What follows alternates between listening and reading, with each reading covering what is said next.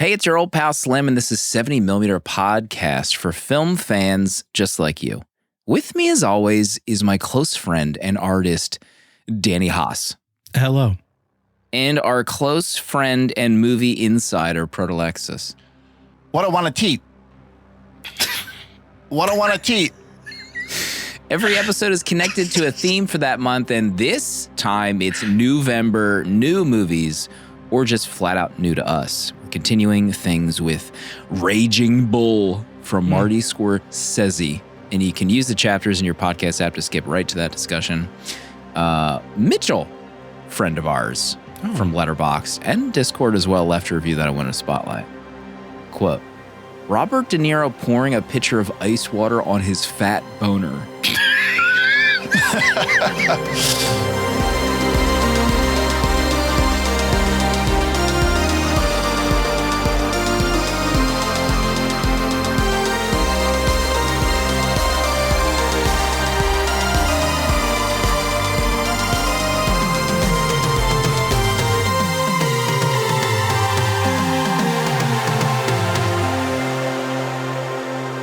Oh my God. How many reviews on Letterboxd are about that scene, you think, when he's pouring the ice water on his member parts? Bobby D. Bobby D's. Big show. We are this close to episode 200 if you're doing the math. You know, people out there, oh, this is 198, right? Raging Bull. 199, Napoleon. Joaquin Phoenix next week. So you're thinking 200 has got to get announced soon, right? Our patrons already know this, but we're doing something we've never done before for December. Maybe the biggest month we've ever done. We're taking the whole month off. We are not recording in December. We're not doing live shows. We're not doing early releases. No. We're kicking our feet up for the whole month. That's not to say we're not. We're tired. Danny is so tired right It's been now. a long week.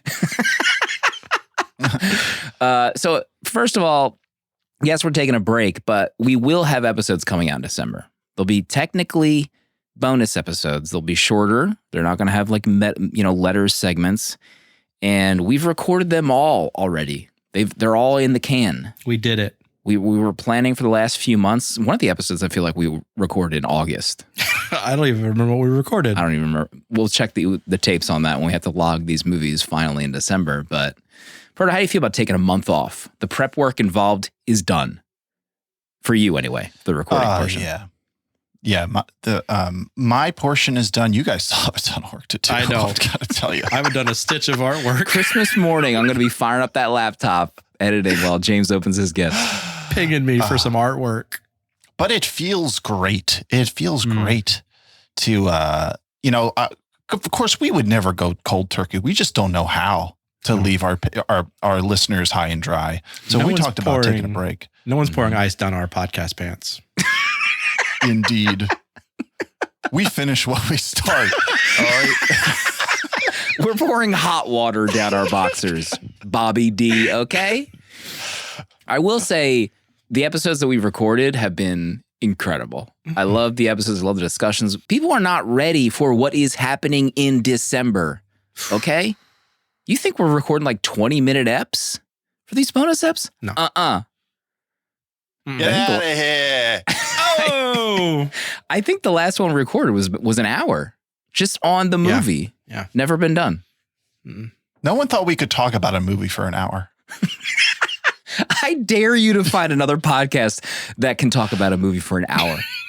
Never been done. It's not possible, folks. You run out of things to say. Danny, what do you feel about the break? First ever break in the history of the show. Maybe we do it every December. I think this is a great tradition. I love it.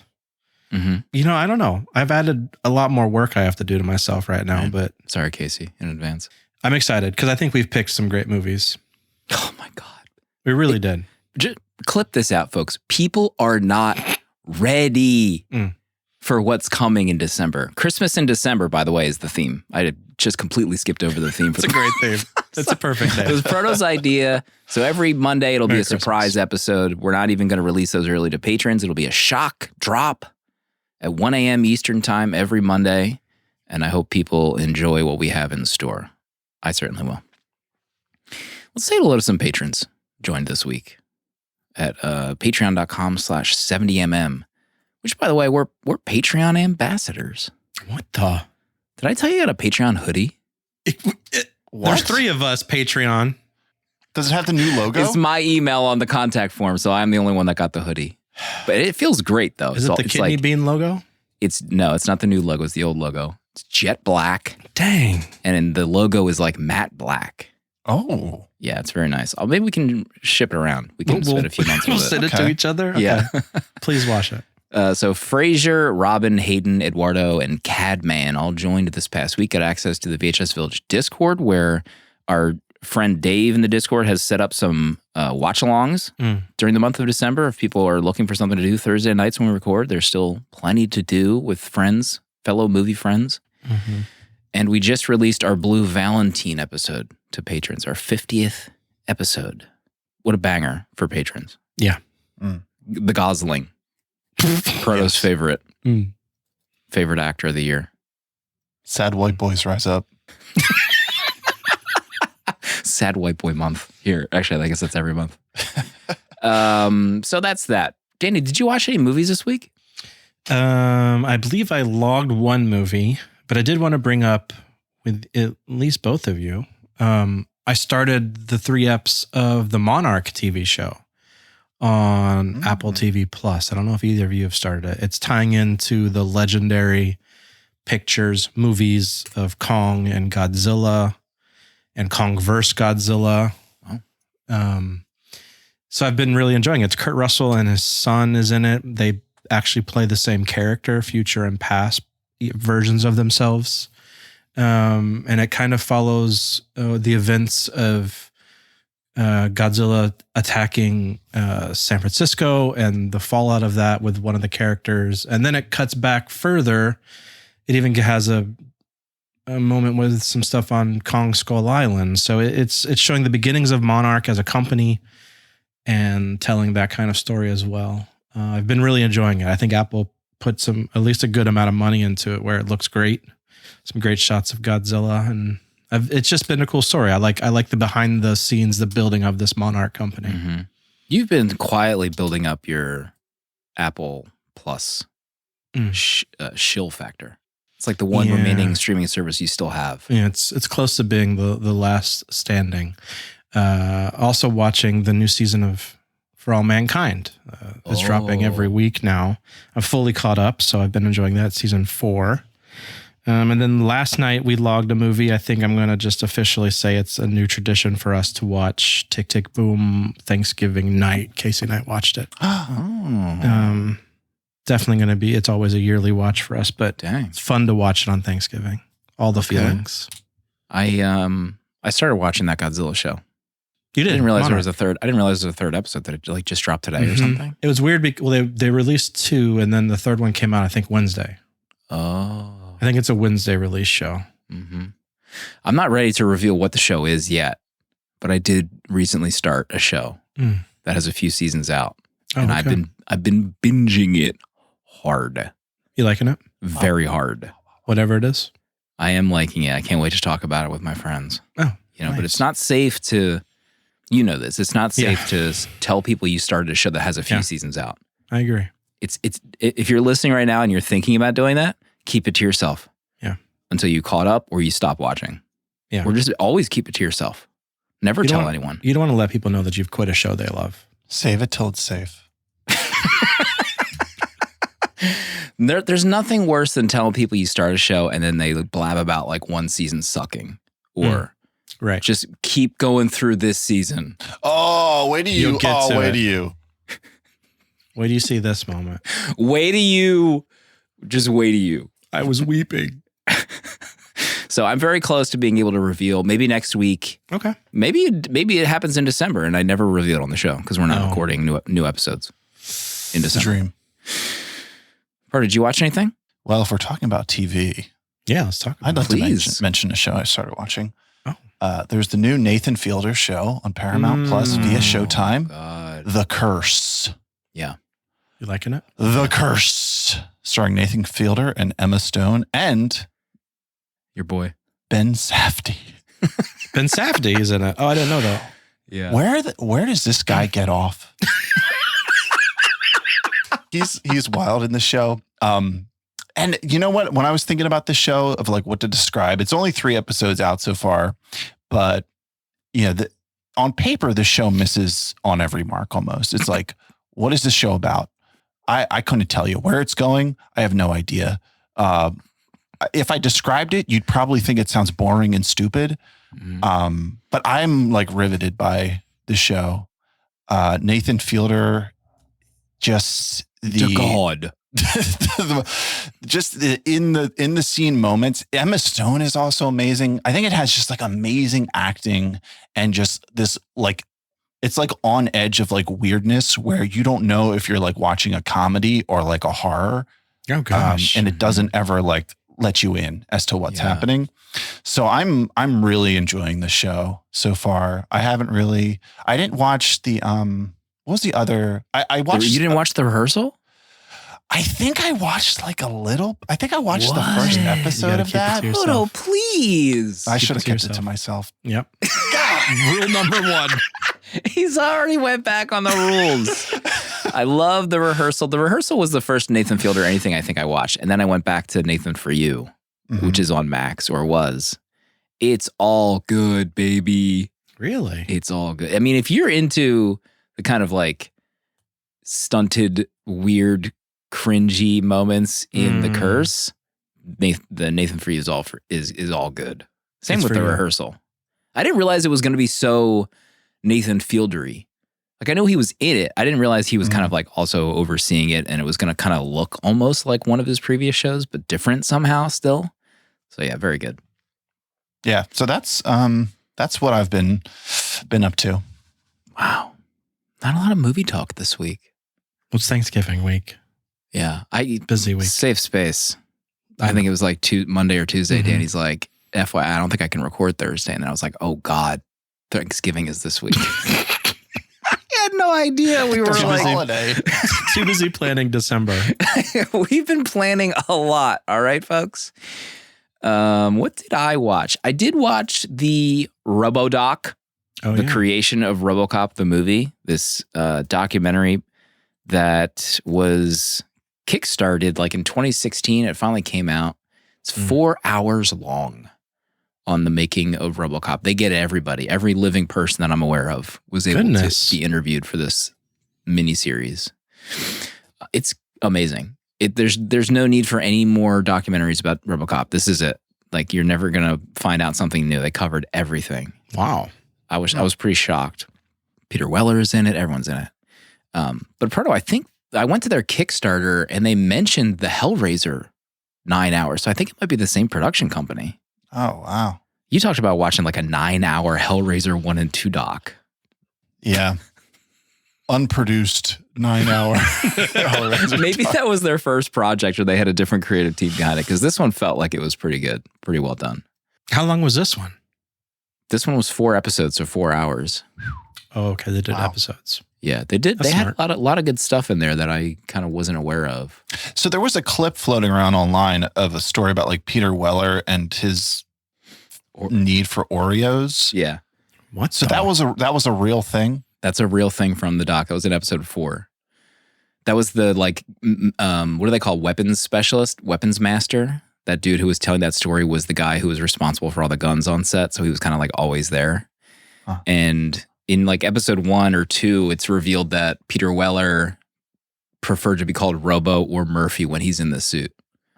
Like he wanted to, it was like, I think he has like this, he's so in your face in this documentary. I guess it's just like his personality is kind of wild. And if for people that watch Longmire, he was kind of like that kind of character. It was almost like he was playing himself in Longmire, I guess, now looking at this. But he explained it. He's like, man, I'm in makeup for 8 hours a day. You can call me that, whatever the F I say you want to call me. You can call me Robo, you can call me Murph. He's like yelling at everybody, but it's hilarious. So that story is legit. Murphy Robo said he wanted that guy's Oreos. And you just gotta Google it. I can't do that story any justice. What else? We give away a free year of Letterboxd Patron every week. Tag your reviews in preparation for our episodes with 70mm Pod to be entered to win.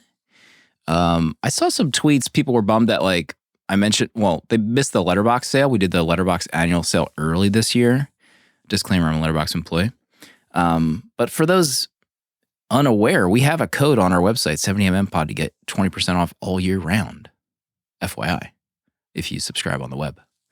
But anywho, this week's winner is Tass, who left a review for The Killer. What did you say? What name did you say? Tass. T-I-S.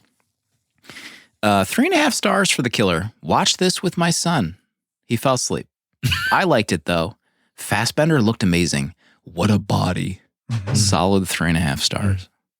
There you have it. Congratulations on the year of Letterboxd patrons. Oh, I wanted to ask you about, maybe we'll save it for the Uncut Pro, but I want to hear about this Half-Life documentary that you watched. Oh, yes, I did watch it. I started watching that. That thing had 3 million views yesterday when I started watching it. What the? That thing is cooking. Disciples of Gaben. No, I don't even know. We need to get into our movie, our feature prezzo. Raging Bull. Martin. Bobby. Joe. Pardo, what's this movie about? In 1940s Brooklyn, Jake LaMotta is a rising middleweight boxer. Along with his manager and younger brother Joey, Jake has his eyes set on the championship belt, but he wants to have it his way.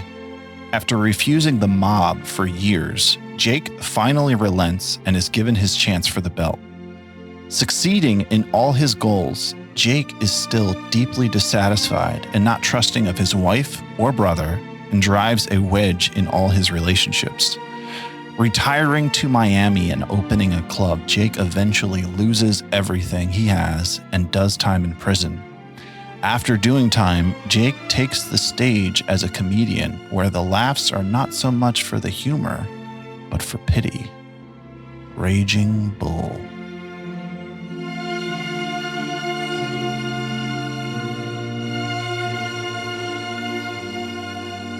Wow.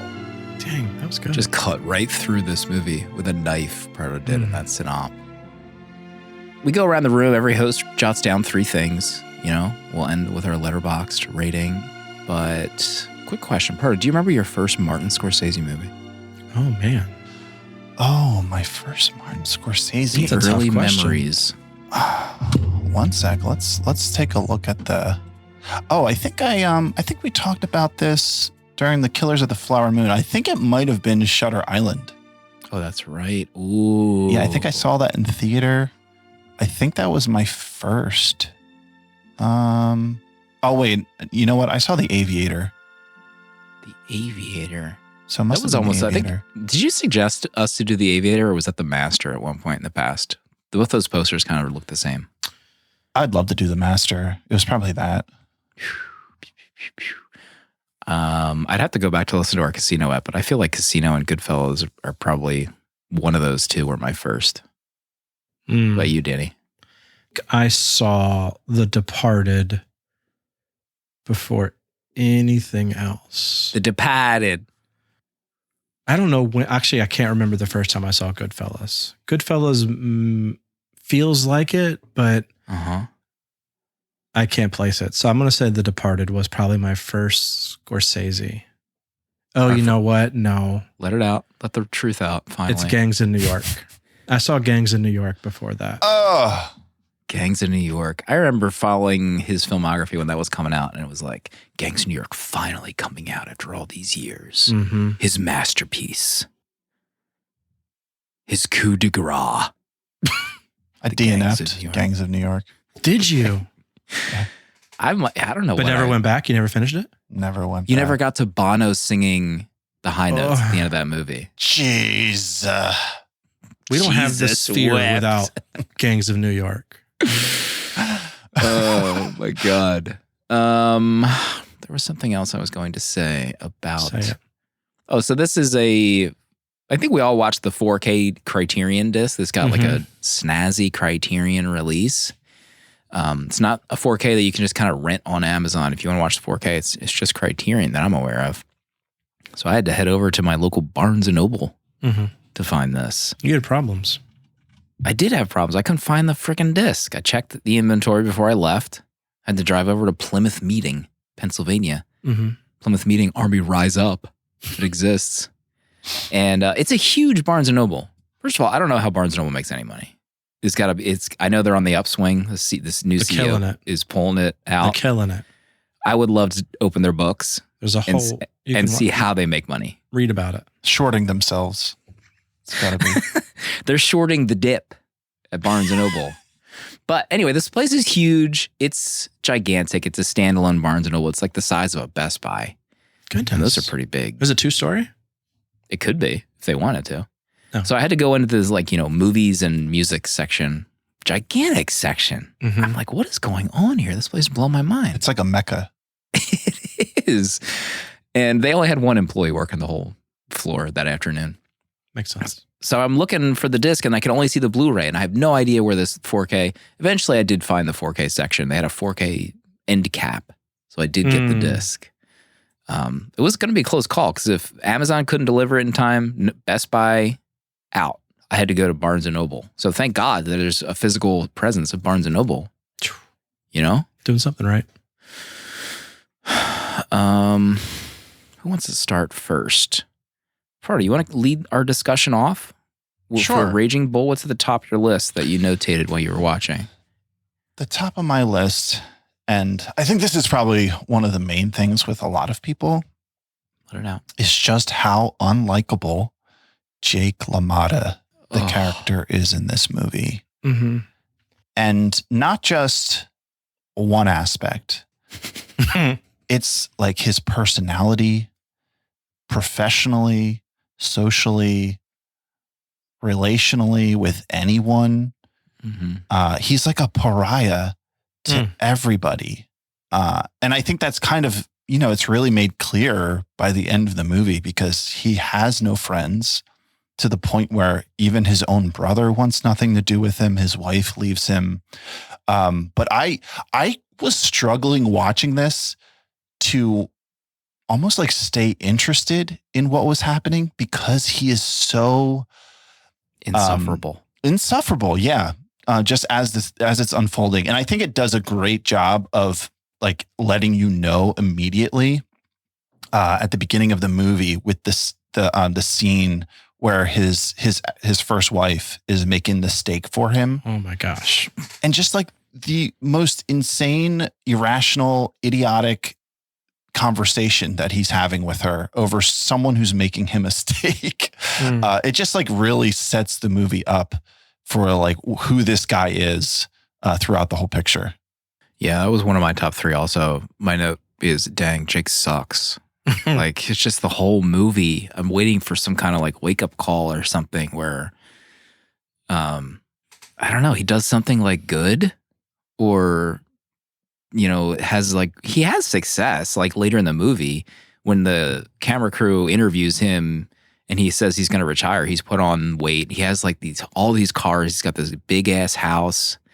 And then he ends up just like making a nightclub with his own name on it. And he's the MC every night. I'm just like, oh my God, it's so annoying. Like, and I guess, that's the point, to follow this guy through his desire for success and fame and all that and doing it his own way. And he does it his own way the whole friggin' time. Whether you like it or lump it. Did you like it or lump it, Danny? I mean, I liked it, but I think Casey and I were watching it and we got about an hour in and we had to pause it for something, some kid or something, who knows. And she read something about it being a true story and about it being about a real Jake LaMotta, which I had no clue and neither of us did. And I think my mindset kind of pivoted a little bit to to viewing this differently than it being just some story about a boxer, because I assumed when it comes to sports movies or like especially boxing, I just thought it was going to be some underdog story we're going to be cheering for this guy for the whole time. But not once in this film do I care about Jake or ever wanting him to see him succeed because of who he is in his personal life to his wife and his second wife and his brother and anyone around him. Like it's so repulsive that it almost makes the movie a bit unwatchable. Like there's like zero redeeming qualities about the guy for me to care about any trajectory of his life and his boxing career and even how it ends up. It's even depressing how it ends up for him. It's like, I don't know. Like it's a hard watch, but I think finding out that the movie's based off of Jake's autobiography that De Niro read while filming Godfather 2 and sent it to Scorsese. I think knowing that this actually happened kind of changes how I watch it. Knowing that Jake was there for training De Niro physically in the beginning of this film and that he was a part of the storytelling. And I watched an interview with Jake, and the screening, oddly, Vicky was there as well. She sat next to Jake after they had been divorced. Wow. And he leaned over and he like asked her, was I that bad? And she was like, no, you were worse. And I was like, God, he's worse than what we see on the screen. And I'm just like blown away by that story as well. And he lived till 2017. Rip. Yeah, this movie is it's on the AFI list, and it's on their list. It's considered number 4. So like the number 4 greatest American movie ever made. And it makes you like, I remember thinking like, no one ever talks about Raging Bull. Like, I didn't know anybody who had ever seen it, but it is touted as like this great movie. But I think after watching it, I think this is like the reason why. It's just because it is hard to stomach this character as the leading man for this whole movie. Yeah, if for folks that have skipped to this episode this month, obviously we're saying we had not seen Raging Bull before this month. Maybe you're wondering, how do you do a movie podcast and I haven't seen Raging Bull? But that's the whole journey we're on, folks. Yeah, we're on a journey. Okay, people. We're on a journey. Everyone's on their own journey. What was I going to say about him being insufferable? Oh, what are the chances of us covering 2 movies this month where a early 20s man goes after a teenager? Jeez. I know. Folks, please. We had no idea, okay? No idea. Okay? Me culpa. It's even worse than she was actually 15 and not 17 in real life. 15. Let me see if I have any other points about how Jake sucks. But then he like gets even worse. Remember, like at his club, the 14-year-old who was in his club. The kissing scene. Ugh. Ay caramba. Some of those scenes, it almost like felt like De Niro was like improvising really hard in those scenes in the club because those shots just kept going. It's so awkward. I was like crawling off of my couch, like upside down, trying to avoid watching. Can't watch it. I'll go next. Okay. And I will say that this 4K on my LG OLED that I was lucky enough to get my hands on is insane. This is the best black and white I've ever seen in my life. You're putting it above Psycho? I haven't seen the 4K of Psycho. You still haven't? Oh, God. Not seen it. When are we going to get to this? That's the heavyweight bout. But on this, like, you know, the OLED technology, I don't know what they're cooking with at LG, but they are cooking hard with the deep blacks. Yeah. I've never seen anything like it. It was stunning, absolutely stunning. And it looks amazing. I mean, the blood, like the final fight where the blood is like going everywhere. It's like a freaking slaughterhouse in the ring. Everyone's getting blood on them. There's blood shooting at like weird angles of someone's face. That stuff looked insane. It looks really good. The restoration, well earned. Hillary in chat says, I'm in the pocket of big LG. And he's loving every second of it. I am loving every second of it. Listen, if you got a free LG TV, you'd be in the pocket of big LG. I need to find these pockets. LG, we're open to partnerships here at 70 millimeter. So what did you guys think of the 4K, the restoration? Because obviously we don't have anything to base it on previously, as this is our first time viewing. I thought it was incredible. I think there were shots of the slow-mo kind of shots. I don't know what they were working with there, but her like in the pool and just the water, the blood, him pouring the water down his like head in the ring. Oh, but man, I think 4K really shines in the wide angles. There's a shot of one of his final fights where it's just far back and you can make out every face of the crowd. And I was just kind of loving what I was seeing there. Even where he's like bouncing around the ring in the beginning with the hood on. Yeah. My God, he looked incredible. Also just having, and this is really, a sign of the times back then of how many people could fit in these arenas, but just having everything dark in those arenas, those buildings, it looks fantastic. Yeah. And I'm coming back to me watching like the Creed sequels where they're CGIing, green screening these wide arenas. It just looks like butt every time you see those background shots. And, this was great. Yeah, those were some of my favorite scenes too. The boxing with the in the crowd, it just being pitch black. And it just looks like dynamite. And I think with a lot of that stuff, I was actually surprised how the boxing scenes, they looked more theatrical than realistic. Especially, it often was like, there's one boxer standing there just taking 5 or 10 punches directly to the face and then they switch off. But just the way the ring was shot and it felt more like a stage than what an actual ring would be. I even felt like one of the fights, I can't remember which one it was early on, but it almost looked like the ring was oversized. Like it was bigger so that they looked like almost like miniature inside the ring.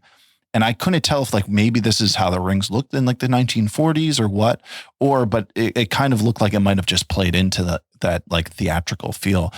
But yeah, I agree. I think the black and white is like a stroke of genius in this movie, and it just stands the test of time. Just the way everything was done within this movie to like perfection, where the black and whites looked incredible. I read that when he filmed this, Martin said that this was like his swan song for a mainstream film. Like he didn't think he was going to get another mainstream film after this. His last movie. What year is this? 1980. He thought he was finished making movies. So that's why he went just kind of balls out in the shots and the way he made this. Bees out. Apologies. In the way he shot this movie, the ideas that they had. I think he called it like guerrilla filmmaking. So really crazy to hear and read that stuff looking back. Because, the best was yet to come, Marty. Oh. Stay tuned. Stay tuned. Danny, top of your list? Is Thelma Schoonmaker the greatest editor in cinema? Yes. Proto, your next point. Asked, answered. Man, I love how this film was edited. I love the boxing sequences. I love the title cards for, and the text for every switching events. But this movie, I just felt like was expertly edited, and I really love her. Looking at what movies she's worked on, I think it looks like every Scorsese film, and it doesn't disappoint. And I know, like watching. When you watch like Scorsese or Spielberg, you know what you're like getting into when you get into their films. So it has like an expectation level, but Thelma's in there and she's part of Scorsese's success. She's just an incredible editor. This film just really cooked and I really loved it. Yeah, I agree. Editing is so good in this movie. Zanon points out the color change in the middle of the movie, showing like the kind of home videos. That was like the only scenes in color. Those are great. Yeah, I haven't done any research on this, but maybe there's a documentary with the two of them and their working relationship. I would love to get a 4-hour doc of that. I would just think conversations with Thelma would be incredible. Oh. But speaking of that home video, it was meant to be like that because oddly enough, Jake owned a 16 millimeter, like a really expensive 16 millimeter home camera for his home films, and it was in color that he shot film. Wow. So it was like true to his story. I found like it almost felt like there was like a dreamlike quality to the way that this was shot. I could have sworn that there was points where it was like slowed down. Yeah. Almost like only like a quarter slowed, almost so you imperceptible. Like it was very, but it added like this dreamlike quality when they were like just like moving between, rooms or just, and then with the score behind it, it just added this surreal layer to it, just in a very subtle way that made me feel things deeply. Goodness. There was a couple of scenes too in the fights that were sped up really well. Like it wasn't even that obvious that they sped up like that dude falling out of the ring or whatever, but like it looked great. It looked like footage from the 40s. Yeah. Which was cool. Right. Pardo, next on your list?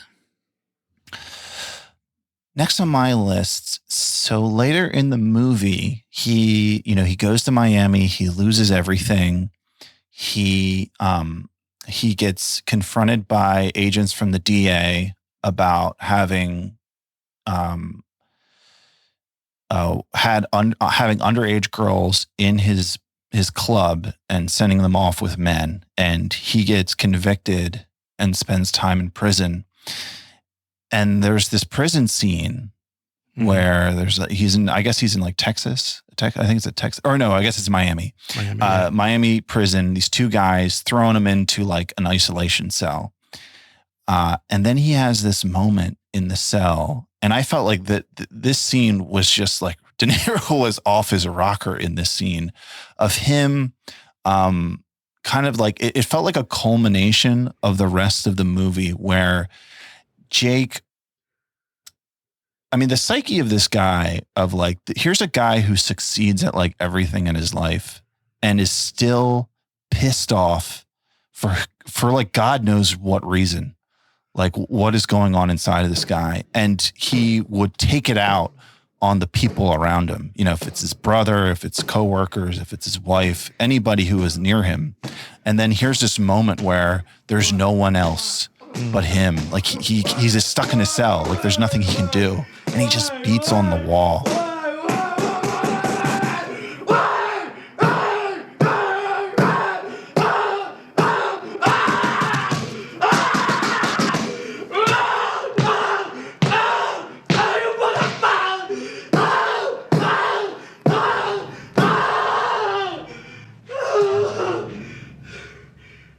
And that scene, it's very much reminded me of like a classic storytelling scene of like the resurrection of like the protagonist, or like, a death and rebirth. There's a very common like metaphor and theme through storytelling is that your character goes through some kind of trial, dies, and is reborn in some way. You see it throughout film and books, and it's replayed over and over again. But what's so interesting about this is like, this is Jake's moment for like death and resurrection, but like, he doesn't change. Like he comes out of that cell and there's no proof that he is any way like reformed or a different man. Like he tries to reconcile with his brother, but after that, like I wasn't convinced that he was like a different person at all. No. Yeah, it reminded me of maybe just because of the stage show, but like King of Comedy, which I love. And he plays a very curious character in that one too, like very somewhat irredeemable. But yeah, that scene in that cell, and he starts like trying to sell his belt. Remember, but he like breaks it up, and he doesn't get the total that like the amount of cash he thinks he's earned with the belt to kind of sell it. Man, he's just still so unlikable towards the end of this movie. And I was trying to like talk myself into, he wanted to do it his own way. I think he thinks he can do it on his own. He doesn't need anybody. It was a quote from the middle of the movie, I think. So I try to like keep that in mind of this guy, still trying to do it his own way, doesn't respect anybody. And then you even see that too when he finally kind of gives in to do it someone else's way when he throws that fight and he starts crying then afterward. Remember that? Like before he gets that title shot, he realizes that he kind of, went against his own ideals. But yeah, that was a long scene too when he's beating up that wall. He's like hitting his head on that wall too. That sounded like it hurt. the audio in that scene. Yeah. I ain't doing that for money as an actor. I'll tell you that much right now. Add that audio in post. I want to talk about. We hit most of my points, to be honest, but I kind of want to talk about suits. Just the idea, just wearing suits. I mean, do we need to go back to when everyone was wearing a suit? What a strange time. Everyone wearing a full-on suit when they go outside. Can you imagine not wearing a suit when you're going outside? It's like the pool is like the only time you'd be wearing shorts or something. Still wearing button-ups. You got the socks probably held up by those like things up your leg, whatever you call those, leg suspenders, stirrups. Is that not right? Stirrups? Is it a stirrup? Stirrups. Can anyone confirm if Danny's actually making sense? I'm not Googling that. I know stirrups are used for other Start things. making sense. The Danny Haas memoir.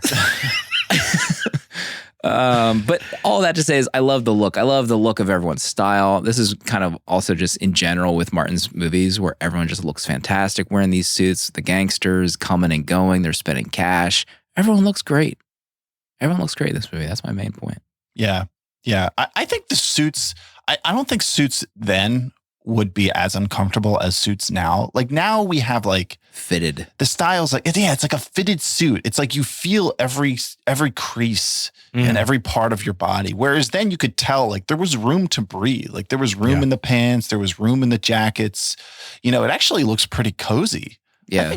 I think I would, a suit like that, I could get used to that. Right. Is it? There's a lot of room to move in those suits. Yeah. A lot of room to breathe. Yeah. Yeah. Like that scene where he's trying to fix the TV antenna and he just has the undershirt on. Like that looked pretty cozy. You know, you're just in your house. You only have the pants on. That's you me take every off the day. shirt. How about that TV too that he was trying to set up? It looked like there's like a magnifying glass in the front of that TV. There's some What was funky on that? stuff happening there. How about when Joe Pesci was saying like he thinks he sees a picture and there's like clearly nothing. Joe, please. Danny, next point. Yeah, we talked about a lot. I think De Niro deserved the Oscar that he won for this. I think he's absolutely incredible in this film. He embodied a completely dislikable character and was pitch perfect playing him. Every scene he's in, it's like the worst kind of magnet to be drawn to is to like be drawn to this guy and watching his life because he's playing it so well. The scene where he's making Joe punch him in the face, where the blood starts like pooling up, and it's just De Niro.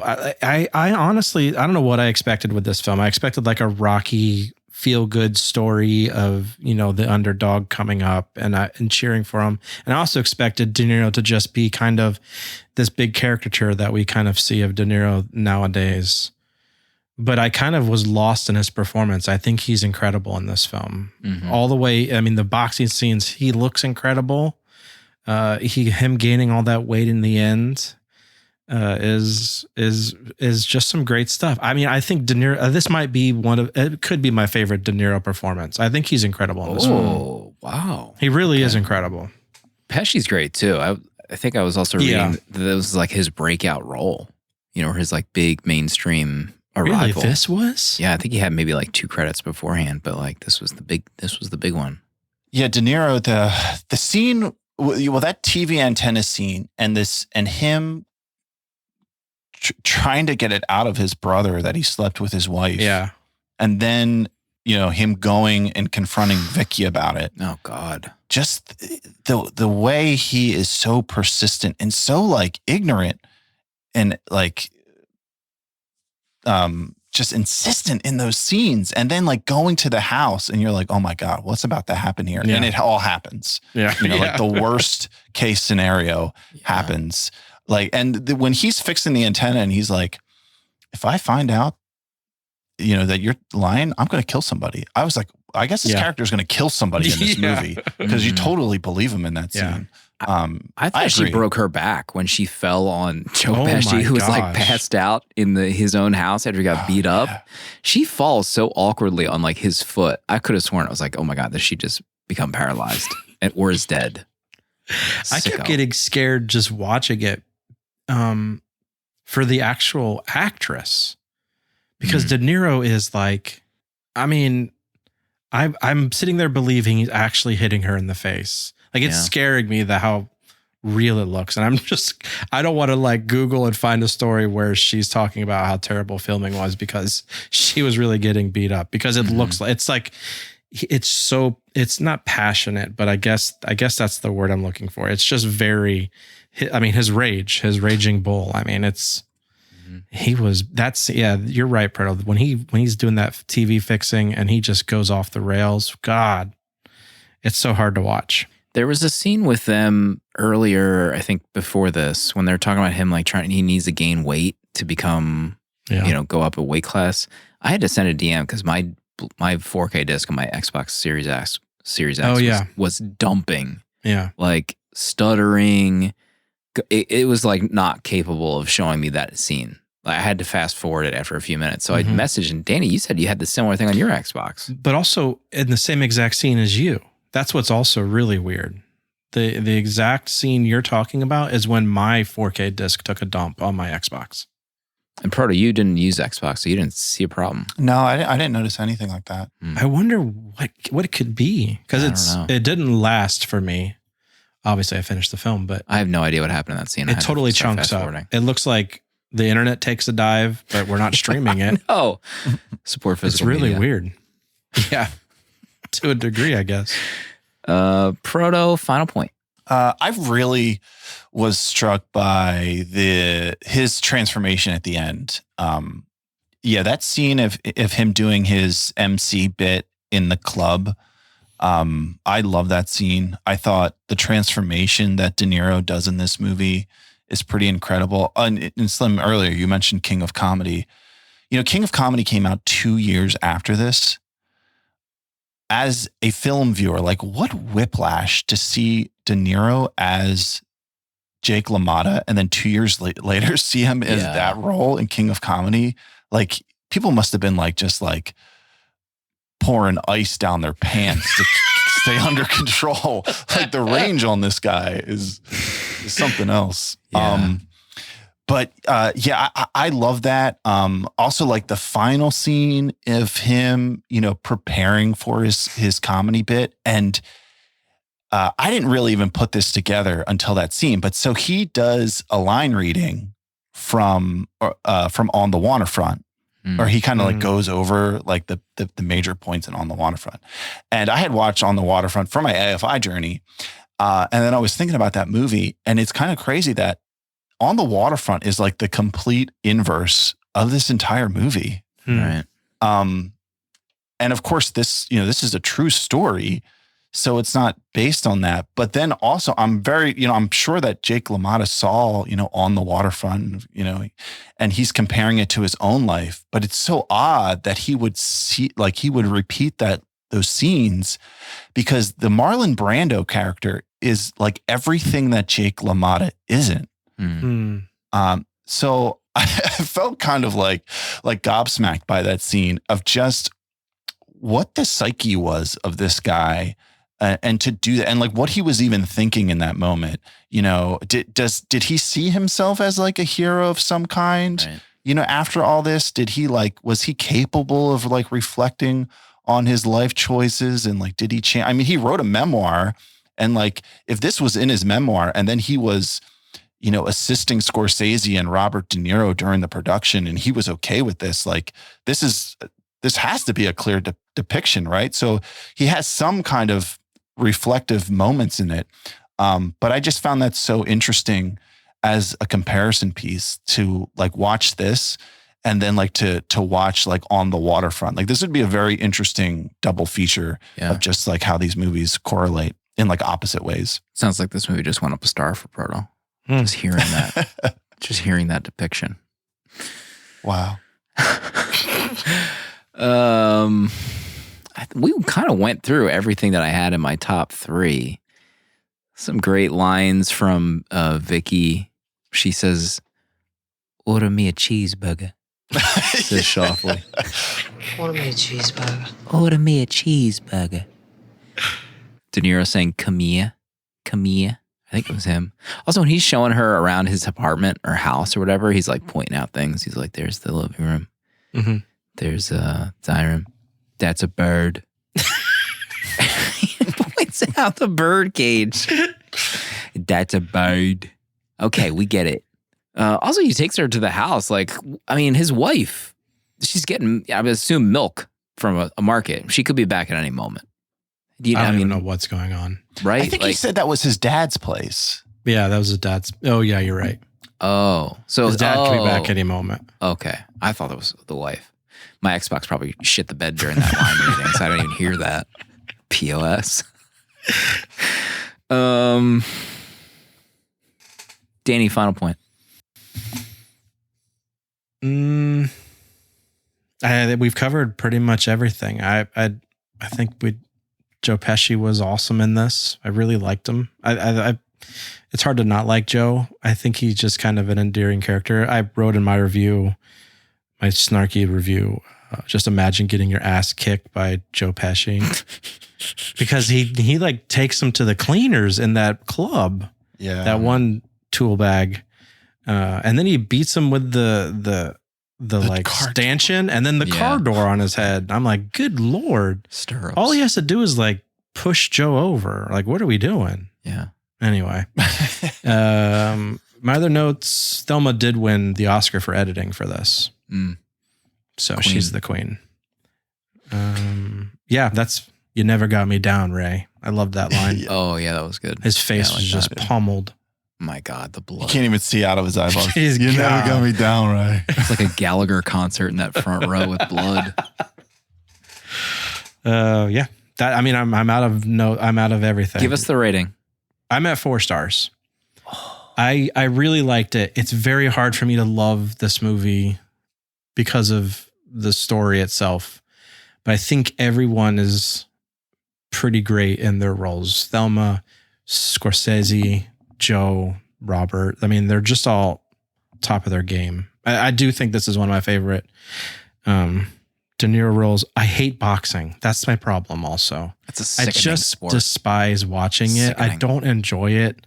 That and like MMA or UFC, that just, I don't enjoy those sports. So like even those boxing scenes, I'm like, at least they look good, but I hate boxing so much. It's really hard for me to enjoy this film like fully. Yeah. Maybe one day we'll do a baseball movie. You have the power. Mm-hmm. Frodo, final point, final thoughts, rating? That's funny that you said that because I was reading like Scorsese said the same thing. He finds boxing so boring, and he like had no interest in doing this movie. But he saw like parallels to his own life. I also read on the wiki it said that De Niro or not De Niro, Scorsese like almost died of like a drug overdose. Yeah, like, he was bad on drugs at the time. Yeah. Yeah. So, and I guess that's maybe one of the reasons he thought this would be his last movie. But the reason he took it on was because it has like similarities to his own. Like he felt similarities between him and Jake LaMotta and like his own life and like the place he was in. And I feel like you can also see that. I was kind of shocked to see that Bible verse at the end from John 9 about the blind man. I was just like, what is this? But that felt like almost more of like a Scorsese thing, putting that at the end of the movie for himself. Although I think it is interesting of like, you know, a blind man being healed, and there's a lot of different things you could take from like the meaning of that, but it almost felt like there was like special meaning that Scorsese might have had to it. But the one thing I thought of is like, you know, Jake doesn't seem like he gets redeemed in this movie in any way. And, you know, they don't really give you enough about him later in life. But to me, it seemed like Jake is a man who like can't see himself. Like, you know, he has no ability to like look inward to see how he's affecting other people. That's a bird. Stupid. God. I also found myself like, you know, as I was not liking Jake and it was like hard to watch, then I had like this thought that, you know, maybe everyone else hates Jake too. Yeah. And, you know, they keep it ambiguous, but I kind of thought that I could believe that Jake was reading it right and that everyone did have sex with his wife. And Joey had sex with his wife. Oh. And Vicky wanted to because she hated him as much as everyone else hated him. Like everyone hated him, right? Spite sex. Yeah. So that's why that like scene seemed so crazy to me, because he seems like a paranoid freak, but I think he might have been onto something at the same time. So I would have not been surprised if like they included that was all true either. After the Bible verse, by the way, they actually did have sex. Yeah. I also thought, man, the amount of like gay references in this movie Oh my gosh. was very high. Mm. And that was, I almost thought like, what, is there something there as well? Or was this just like the way they spoke, or is this just how it was in his, in his memoir? But that was pretty strong. Vicky, imagine wanting to spend your free time with these gangsters. Oh yeah, she was like saying how she was 20 and she spends the night alone. So Yeah. that's why she was hanging out at that table. I want to go out. Man, she had such a great smoky voice. Yeah. Kathy Moriarty. Stunner. Let's see what else. You never got me down, Ray. Camilla. Joe Pesci's tiny little mustache at the end. Yeah, at the end. Yeah, someone in chat just mentioned it too, that he looked like Tony Shalhoub. And I agree. He looks just like Monk in those final scenes. It was crazy. Obvious Monk homage.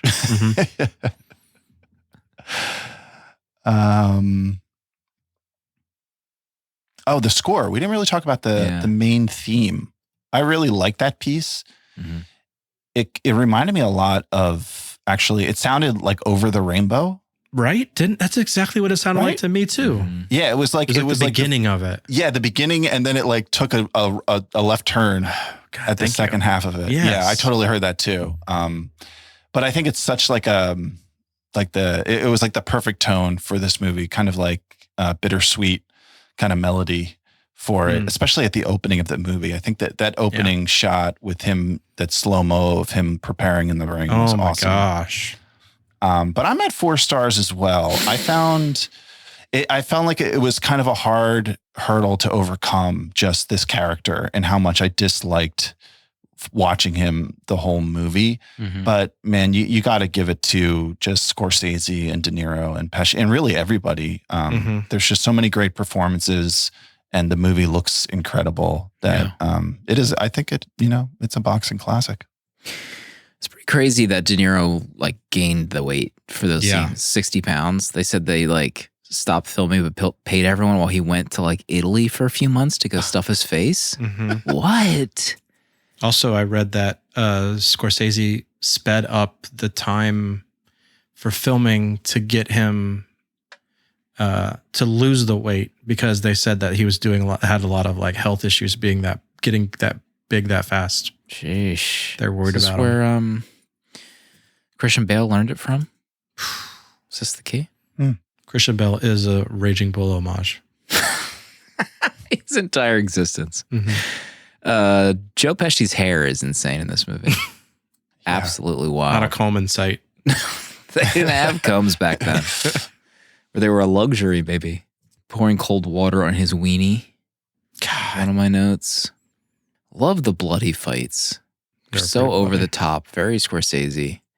They have that big brawl when she mouths off. He's wearing his little leather papuchkas. Those little leather like house shoes. Yes. I need to get my hand. I feel like he wears those. You don't have same house shoes? I have house shoes, but I don't have like the Bobby De Niro leather slippers. I feel like I've seen him wear those same slippers in every movie he's in.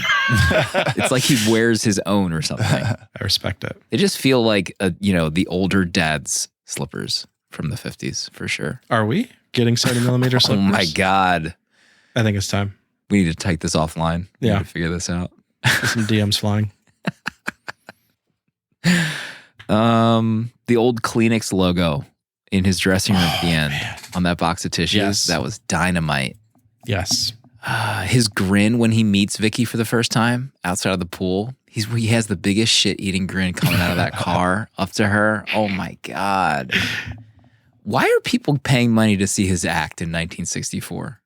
I need those people slapped around. Who's paying money to see his bit, his routine? It's a disaster. It's terrible. I kind of liked it.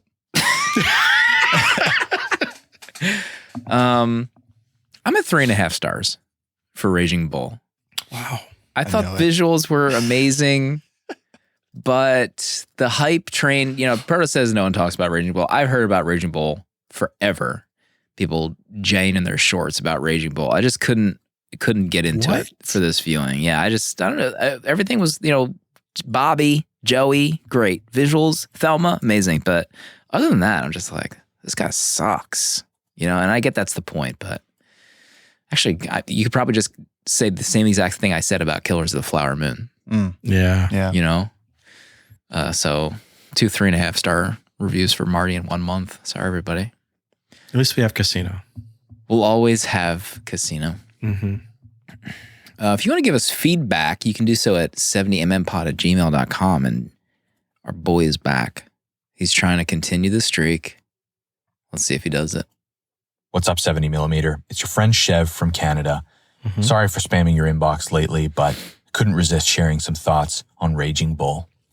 Thank you. Admittedly, I didn't dust off my Criterion 4K for a rewatch this week. Couldn't find time in the schedule to slot in a bout of crippling depression. That being said, this is a 5-star picture. Scorsese and De Niro at the height of their powers. Call me out. And the person who really makes this thing sing, who really locks it in as a 5-banger, has got to be our queen, Thelma Schoonmaker, Thank in you. The Cut. Incredible editing throughout this picture. Thank you. And especially the moment where it switches to that color home movie montage. Are you kidding me? In that moment, I am transported and I become a beer-gutted, busted-faced, washed-up ex-boxer lamenting my lost life and love. And I'm ugly crying. I'm talking you don't want to be in the same room as me when this scene comes on. That's the power of cinema. Well, that was the end. There wasn't even a sign off there. It was a hard out from Chev. God, mic drop. Beautiful. That was a mic drop of a VM. I feel like he was targeting me. Yeah. VM. Didn't even realize It's a pre-target. You knew. He knew. All right, so our final recording of the year, unless we need to record something special secretly. for Some December, apology. is next week's Napoleon. God. Ridley Scott. Back. Have we done Ridley Scott on this show before? Yes. Can anyone confirm? Name 5 times we've done Ridley Scott on this show. 5. I don't think we've done Thelma and Louise. Mm-hmm. Oh, wait. Did he direct that? Yeah, he did. He's back on the show. Alien. Mm-hmm. Did we do Alien? We never did Alien. We did Aliens. Aliens. There's a lot of stuff in his filmography I'd love to do. Blade Runner. You would like to do Blade Runner? I watched a documentary on Los Angeles, and they showed like famous locales in the city that have been used in multiple movies, but different ways.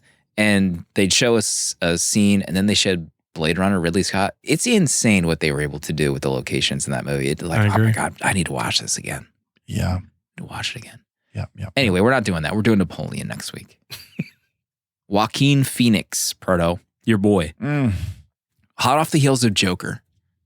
That was the last movie you did after this? No. He did Beau is Afraid. He did plenty of other movies. I hate you. How are you feeling going into Napoleon, Proto? I'm excited. It was Thanksgiving yesterday, and I was talking to my brother-in-law, and he said, I bought some Napoleon tickets. You going to see it? And I said, yeah, I'm seeing it. And he said, it's getting bad reviews. People aren't liking it. And I said, that always happens with Ridley Scott. You can't trust the critics. And he said, you know what? You're right. You're right. Because they panned House of Gooch. The Gooch. I love that movie. Great movie. The Last Duel. Great flick. Never saw it. Critics are wrong. Prote is right. And I couldn't be more happy to see Napoleon this coming week. Can't wait for a 2-star next week. Danny, how are you feeling going back to theaters? We have to go back to the theater. Yeah. To see Napoleon. Yeah, I'm excited. I've loved every trailer I've seen of this. I think Joaquin looks insane as Napoleon. So I think it's going to be a good time. Yeah, I realized during our recording that there's no Raging Bull art yet, at least as I know. recording. It's okay. Take your time, please. It's Thanksgiving week. I don't even know when I'm going to be able to edit this episode, full disclosure. Well, hopefully by Monday. Saturday, late night, maybe. Sorry for folks that are eagerly awaiting an edited version of this show. And then after Napoleon, we're off. Gone. You'll have something in your feeds Monday, but we will have our feet up. We'll be sipping Mai Tais in our backyards. We're not going anywhere that I'm aware of. It's going to be a big month. Who knows if we have a show to come back to? That's the real question. There's one episode in particular that I'm extremely worried about. Fredo, any closing thoughts before Napoleon? Yeah, I actually have Jake here. Jake, did you want to say a few words? He said he just wanted to say a few things about some of the reviews that he was reading. Jake, please. It's amazing.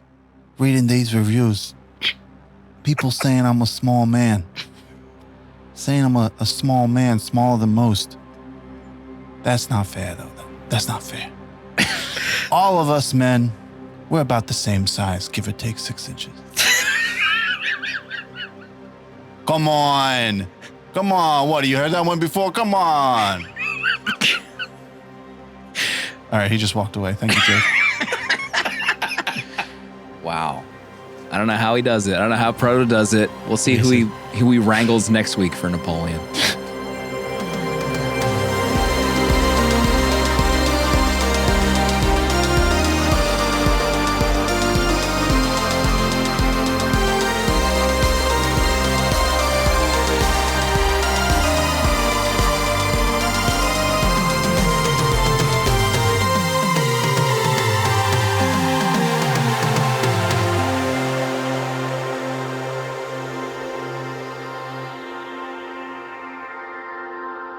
$70mm is a tape deck production featuring original artwork provided by Danny Haas. Spiritual guidance and V'ger, the robot who loves movies, provided by Pertalexis. Producer at large Dale_A. And music composed by Cinematric. Prints and other merch are available on 70mmpod.com. This episode was mixed, edited, and produced by me, Slim. Support our Patreon for access to our VHS Village Discord to talk movies with new friends, access to our exclusive episodes in the 70mm vault, discounts on merch, uncut episodes, and a physical membership card mailed to you. To check out other Tape Deck podcasts, find the link in the episode notes. And if you'd like to support our friends at Letterboxd and upgrade to pro or patron status, you can do so with a 20% off discount using the links on 70mmpod.com. Goodbye. This is a Tape Deck podcast.